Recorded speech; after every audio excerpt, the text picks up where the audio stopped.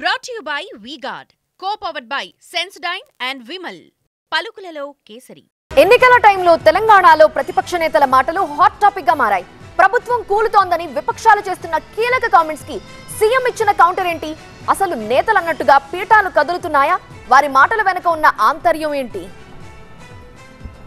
Parliament ఎన్నికల time దగ్గర పడుతున్న కొద్దీ తెలంగాణలో రాజకీయం మరింత వేడెక్కుతోంది. ప్రధాన పార్టీల నేతలు ఒకరిపై ఒకరు మాటల కత్తులు దూస్తున్నారు.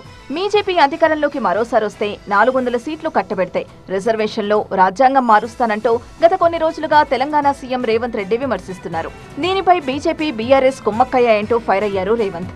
రిజర్వేషన్ల రద్దు అంశాన్ని రాష్ట్ర బీజేపీ నేతలు ఎందుకు ఖండించడం లేదంటూ రేవంత్ ప్రశ్నించారు. రేవంత్ విమర్శలకు కౌంటర్ ఇచ్చారు కేంద్ర మంత్రి కిషన్ రెడ్డి.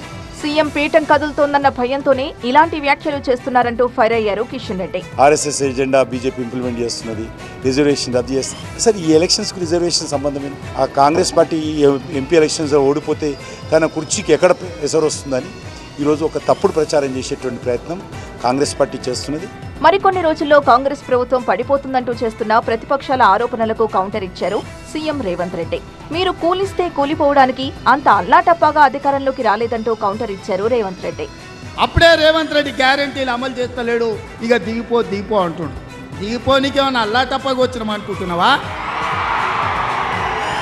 అయ్య పేరు తాత పేరు చెప్పుకొని ఎవరి కాళ్ళు పట్టుకొని రాలే బిడ్డ, నీలాకటోళ్ళని తొక్కుకుంటా వచ్చి ఆ కుర్చీలో కాంగ్రెస్ పార్టీ కార్యకర్తలు కూర్చున్నాం. తెలంగాణ హక్కుల కోసం పార్లమెంటులో పోరాడేది ఒక బీఆర్ఎస్ మాత్రమేనన్నారు మాజీ మంత్రి కేటీఆర్. ఈసారి ఎన్నికల్లో 12 నుంచి 14 ఎంపీ సీట్లు బీఆర్ఎస్ కి కట్టబెడితే త్వరలోనే రాష్ట్రంలో కేసీఆర్ ప్రభుత్వం వస్తుందని కీలక వ్యాఖ్యలు చేశారు. మీరు 10-12 ఎంపీ సీట్లు గెలిపించి మాకు అప్పచెప్పండి. సంవత్సరం లోపలనే కేసీఆర్ గారు తిరిగి రాష్ట్ర రాజకీయాన్ని శాసించే పరిస్థితి వస్తుంది. మళ్ళా మనందరం తలెత్తుకుని మళ్ళా ఊళ్ళలో తిరిగే పరిస్థితి వస్తుంది. కాంగ్రెస్ ప్రభుత్వంపై కేసీఆర్, కేటీఆర్, హరీష్ రావు చేస్తున్న వ్యాఖ్యలకు కౌంటర్ ఇచ్చారు కాంగ్రెస్ సీనియర్ నేత మాజీ ఎమ్మెల్యే జగ్గారెడ్డి. అధికారం పోయిన ఫ్రస్ట్రేషన్ లో ఏం మాట్లాడుతున్నారో తెలియడం లేదన్నారు.